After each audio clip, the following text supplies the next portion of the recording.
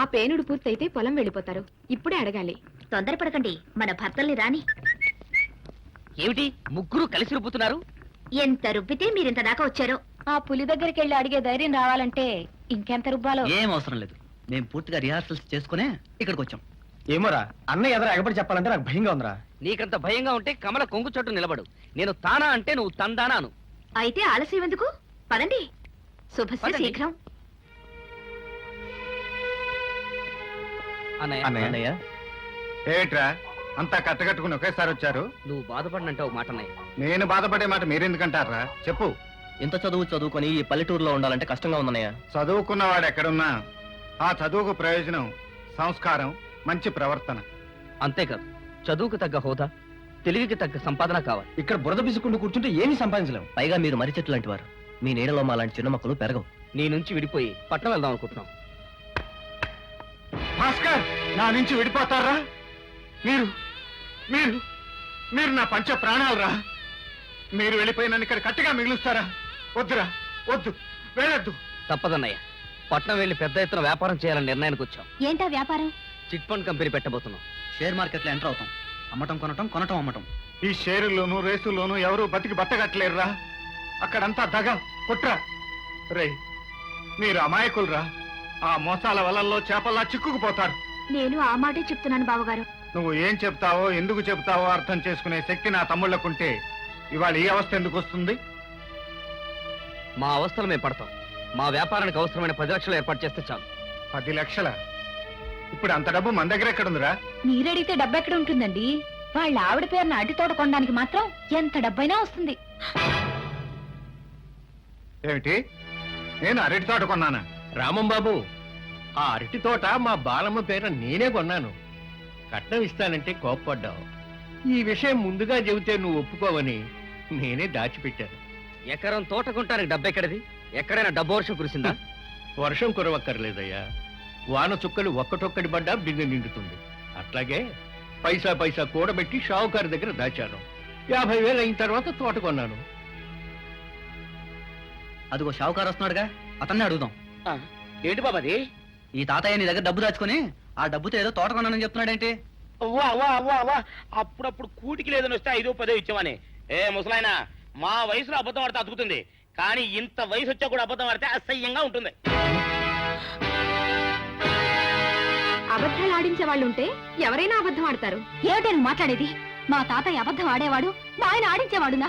మీరే మొగుళ్ళను కొంగరు కట్టుకొని ఆడిస్తున్నారు. వాళ్ళు ఏదైనా తొందర పడితే పాపాల్సింది పోయి ఎగేసి రెచ్చగొట్టి అన్న మీదకి దండయాత్రలు పంపుతారా? ఏం పెళ్ళాలే మీరు? బాలా, ఇది నాకు నా తమ్ముళ్లకు సంబంధించిన విషయం. నువ్వు మాట్లాడకు. భాస్కర్, మీ అన్న అబద్ధం ఆడతాడంటే మీరు నమ్ముతారా? నేను మీకు స్వార్థపరులా కనిపిస్తున్నానా? మీ అన్న అబద్ధం ఆడదని ఒక్క మాట చెప్పరా? మాధవ్, చిన్నప్పుడు అబద్ధం ఆడినందుకు అమ్మ నిన్ను కొడితే నిన్ను బుజ్జగించి నిజం చెప్పడం అలవాటు చేశాను కదరా. నువ్వైనా మాట్లాడరా?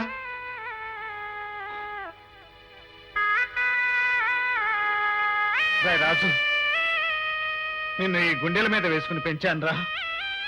అబద్ధం ఆడితే ఈ గుండె ఆగిపోతుందని నీకు తెలుసు కదరా. నోరు తెరిచి నా అన్న అబద్ధం ఆడని ఒక్క మాట చెప్పరా? ఎలా చెప్పనన్నయ్య? ప్రత్యక్షంగా సాక్ష్యంతో రుజువైతే. అసలు ముందుగా మాట మాత్రం చెప్పుంటే ఈ గొడవ ఉండేది కాదుగా. ఏమిట్రా మీకు చెప్పేది? చిన్నప్పటి నుంచి వాడు తిన్నా తినకపోయినా మీకు ముద్దలు తినిపించాడు. మిమ్మల్ని అడిగి తినిపించాడా?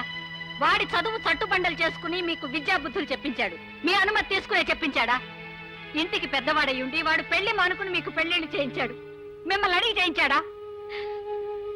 14 ఏళ్ల వయసు నుంచి ఈ కష్టాల కావిడి మోసి మోసి వాడి భుజాలు కాయలు కాశాయి. ఇవి ఇవి స్వార్థంతో కాలిన పుళ్ళు కాదురా, త్యాగాని గుర్తులు.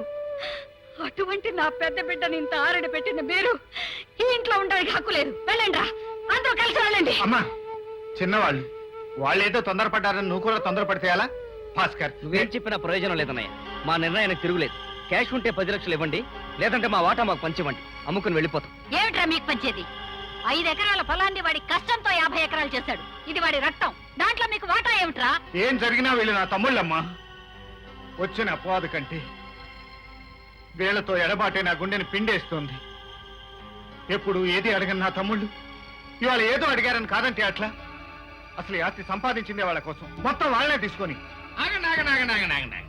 కరెక్ట్ టైంకి వచ్చాను రా. అది అవతల నాకు 5 లక్షల రూపాయల అప్పుండి ఆస్తి మొత్తం తమ్ముళ్ళ పరం చేస్తే ఎట్టగయ్యా? ఏమిటి మీ దగ్గర 5 లక్షలు అప్పు తీసుకున్నాడా? అదే లేదు నాన్న, ఉత్తుత్తినే అడుగుతున్నా. ఇదిగో చూడవయ్యా, న్యాయదేవత కళ్ళకి గంతలు కట్టుకున్నా స్పష్టంగా కనిపించేట్టుగా మీ అన్నగారు స్వహస్తాలతో రాసిచ్చినటువంటి నోటు. ఏం అవసరం వచ్చిందో ఏమో పాపం, నోటు రాసి మరీ అప్పు తీసుకున్నాడు. పాపయ్య, ఆ నోటు వెనక నా అవసరం లేదు. నా తమ్ముడు చేసిన తప్పును తప్పించడానికి నా పరపతిని తాకట్టు పెట్టాను. అంటే ఏంటి అని చెప్పేది? అసలు అప్పే చేయదంటావా? తీర్చనంటారా ఏంట్రా కర్మ? అది రాజు కోసం చేసిన అప్పు, వాడే తీరుస్తాడు. నన్ను అడిగి చేశారా నేను తీర్చడానికి? అడిగి చేసినా అడగకుండా చేసినా అప్పు అప్పే, తీర్చాల్సింది కూడా మీ అన్నే. అందుకే ఈ ఆస్తిలో 4వ వాటా ఈయన గారు పంచుకున్నా అది ఈ ఇల్లు కలిపితే నా అప్పుకు సరిపోతుంది. ఏమంటారు రాంబాబు? అనేదే ఉంది. పచ్చని సంసారంలో సంగ్రామం మొదలైంది. ఇది ఎలా ముగుస్తుందో, తగిలిన గాయాలు ఎప్పటికి మాన్తాయో కాలమే మీకు నాకు అందరికీ సమాధానం చెప్తుంది. మీరన్న ప్రకారమే కానివ్వండి. కానీ మనక వేరే చేయగలిగింది ఉందిలే. అనడకరు, ఇంట్లోంచి తలంచుకుని మరీ బయటికి పోతాడు.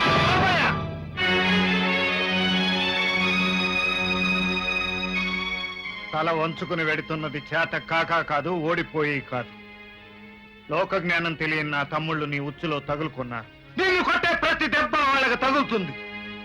అందుకే ప్రస్తుతానికి వదిలిపెట్టి పెడుతున్నాను. అలా ఎందుకు బాధపడతావు? గుండె దిటవు చేసుకో.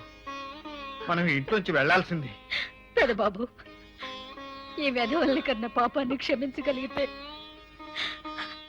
నన్ను నీతో తీసుకెళ్ళరా. నిన్ను మాతో పాటు ఉండిపోమని ఏం బ్రతిమాలటం లేదు, ఆయనతోనే వెళ్ళు. అమ్మని నాకు ఇచ్చేసినందుకు నీకు చేతులెత్తి దండం పెట్టాను. అమ్మను వదులుకుంటున్న మిమ్మల్ని చూసి జాలి పడాలో తెలియటం లేదు. పదమ్మా.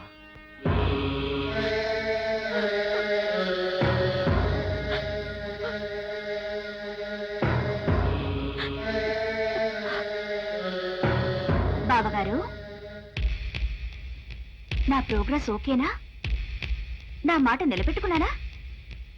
ఇక మీరు వెళ్ళొచ్చు. నీటిని మరిగించే నిప్పు కూడా ఆ నీటితోనే ఆరిపోతుంది. నీ మనసులో ఉన్న నిప్పు నిన్ను కాల్చక ముందే ఆరిపోవాలని ఆశిస్తున్నాను. ఏడి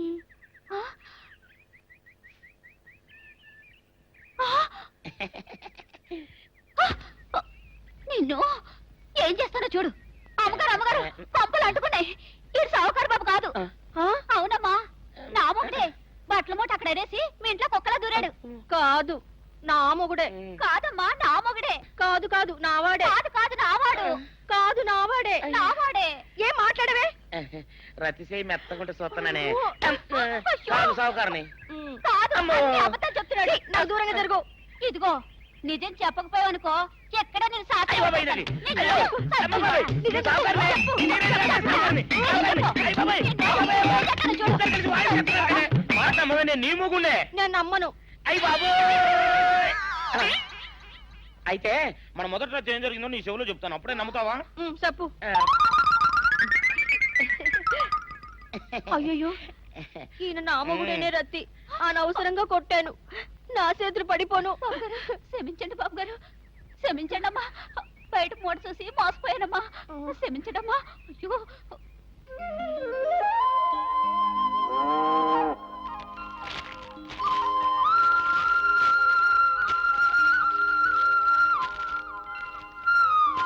ఊర్లో మన ఇల్లుండగా ఊరి బయట ఈ పాకెందుకమ్మా? అంతా అక్కడే కలిసి ఉండొచ్చుగా. ఆయన సంగతి నీకు తెలియదే ఉంది తాతయ్య. ఆయన ఇంకొకళ్ళ పంచన ఉండడానికి ఒప్పుకోరు. లేమ్మా, దెబ్బ తగిలిందా? లేదు బాబు, దెబ్బ తగిలితే మాత్రం అత్తయ్య చెప్తుందా ఏమిటి? అయినా నీకెందుకమ్మా ఈ అవస్థ? నువ్వు పని చేస్తే గానీ పాక పూర్తి కదా. సేతు కట్టడం శ్రీరామచంద్రమూర్తికి చేతగాదనా ఉడత సాయం చేసింది. ఏదో నా బిడ్డ కష్టంలో నేను పాలు పంచుకున్నాననే తృప్తి, అంతేరా. మీ చేత్తో రిబ్బన్ కట్ చేయండి సార్. నో నో నో, పెద్దవాళ్ళు ముందు మీరు కానీ కానివ్వండి. ఏడుకొండలవాడ వెంకటరమణ గోవింద గోవింద. మీ కాళ్ళ మీద మీరు నిలబడడం చూస్తా ఉంటే నా కడుపు నిండుగా ఉందయ్యా. ఇదిగో వ్యాపారం మాత్రం జాగ్రత్తగా చూసుకోండి. వ్యాపారం మీ కళ్ళతో చూసుకోవడానికి మేము పట్టణానికి కాపురం మార్చామండి. అంతేకాదు, సెంటిమెంట్ గా మా ఆవిడకి ఆ ఇల్లు నచ్చలేదు. అవునయ్యా, విన్నాను. చాలా మంచి పని చేశావు.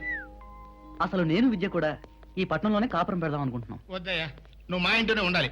నాకున్నది ఒక్కగాని ఒక కూతురు, దాన్ని వదిలిపెట్టి నేను ఉండలేను. అలాగే మామయ్య గారు, మీ చేత మొదటి ఖాతా ప్రారంభించండి. ఆఫీస్ చూపిస్తాను, రండి రండి.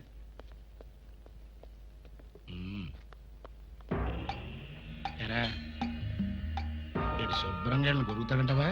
ఉన్నగా గొరుకుతాడు. వాడు గుడిని, గుడిలో లింగాన్ని మింగే రకం. ఎంత చల్లటి మాట చెప్పావురా. ఆహా, నా చెవుల్లో అమృతం పోసినంత ఆనందంగా ఉంది. లేకపోతే ఈ ఎదవలు వాళ్ళ అన్నకి సపోర్ట్గా వచ్చి నా ఇంటికి వచ్చి నా మీద కర్రెత్తుతారా? సర్వనాశనం అయిపోవాలరా ఇల్లు.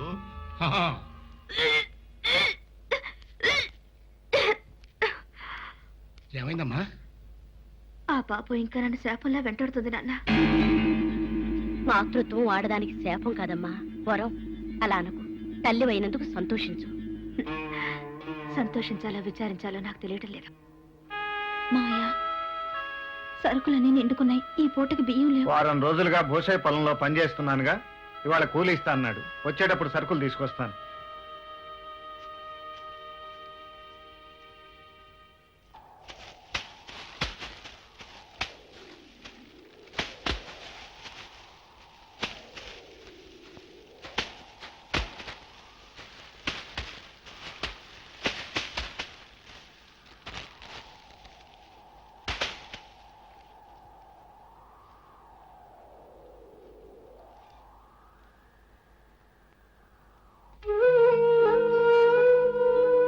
నాకు కూలి ఇవ్వ భూసయ్య. మీ చేత్తో ఎన్నో ఏళ్ళు కూలి తీసుకున్నాను బాబు. ఈ చేత్తో మీ కూలి ఇవ్వటం నా వల్ల కాదు. మీరే తీసుకోండి. తీసుకుంటే అది రుణం అవుతుంది. నీ చేత్తో ఇస్తే నా కష్టానికి ప్రతిఫలం అవుతుంది. ఇవ్వు భూసయ్య.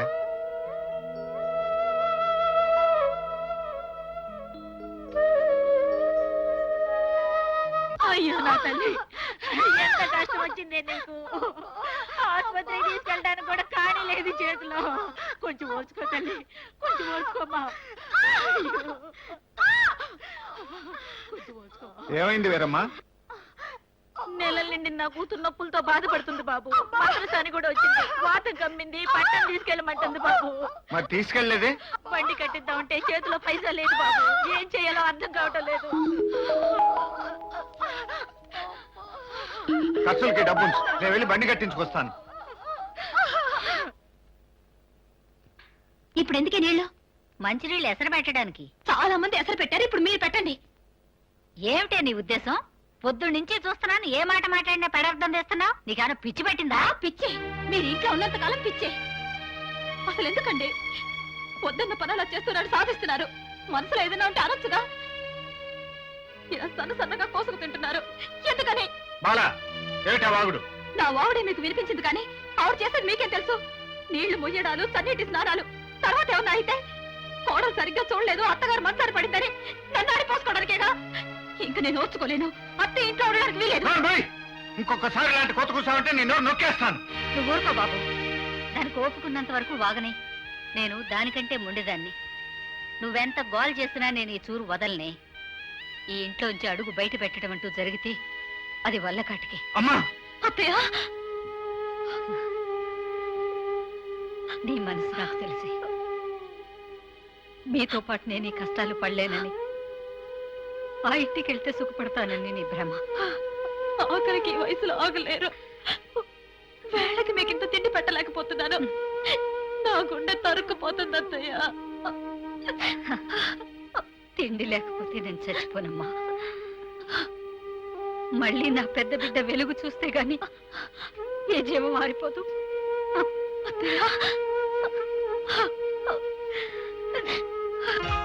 కానీరా, ఒక పెరుగు తింటలేట.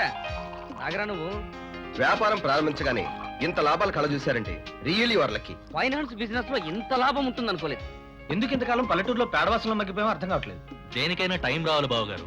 మీ టైం బాగుంది గనక అశోక్ మేత అండ దొరికింది. యా. ఈ లాభం మనం పంచుకోవచ్చు అనమాట. నో నో నో, ఇంకా పెట్టుబడి పెట్టాలి, ఇంకా వ్యాపారాన్ని పెంచాలి, ఆ తర్వాతనే భాగాలు పంచుకోవాలి. అవును, అదే నిజమే. ఈ పల్లెలో భూములుండి ప్రయోజనం లేదు. మొత్తం అమ్మేద్దాం. ఏమంటావు అన్నయ్య? అలాగే. మాటల్లో పడిపోయి మంది విషయం మర్చిపోకూడదు. కమాన్. ఆడదాని దగ్గర అమృతం దగ్గర మొహమాట పనికారు. కమాన్, లెట్స్ ఎంజాయ్.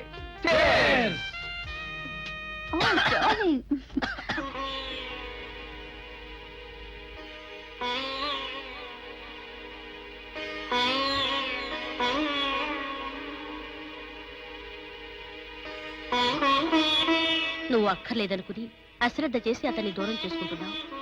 నువ్వు కావాలనుకునే వేళకి నువ్వు శ్రద్ధ వహించినా అతను నీకు దొరకడు. జాగ్రత్త. అతనితో నాకేం అవసరం లేదు. ఇక నీ అవసరం అంతా అతనితోనే. అదేమిటి? అవును, రేపు నీకు పుట్టబోయే బిడ్డకు తండ్రి ఎవరంటే ఏం చెప్తావు? అతననే చెప్తాను. ఒక తాగుబోతుని, ఒక జూదరిని, ఒక వ్యభిచారిని భర్తగా చెప్పుకోవడానికి నీకు నామర్దాగా అనిపించకపోవచ్చు, కానీ అలాంటి వాడు తన తండ్రి అనిపించుకోవడం నీ బిడ్డకు అవమానం కావచ్చు. వదినా, ఇదే అరుపు రేపు నీ బిడ్డ నీ మీద అరుస్తాడు. తన తండ్రిని అలా చేసినందుకు నిన్ను ద్వేషిస్తాడు. ఇక నీకే దారి లేదు. అతన్ని నీ దారికి తెచ్చుకుని తీరాల్సిందే. విద్య, పగలు ప్రతీకారాలతో నీ జీవితాన్ని బలి చేసుకోకమ్మా.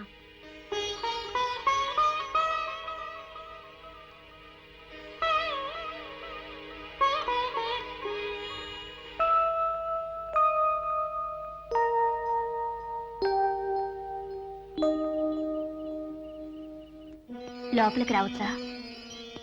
నీ జీవితంలోకి నేను నడకుండా వచ్చాను. గదిలోకి రావడానికి ఏముంది? రా. అలా ఉన్నారే. ఏమీ లేదు. జీవితంలో ఏదో వెళ్తే ఏమిటది? చెప్పే మనసు నాకు లేదు, అర్థం చేసుకునే శక్తి నీకు లేదు. కలిసి పెట్టుకుతున్నా మనం రైలు ప్రయాణికులం. నాకు పనుంది, నేను వస్తాను.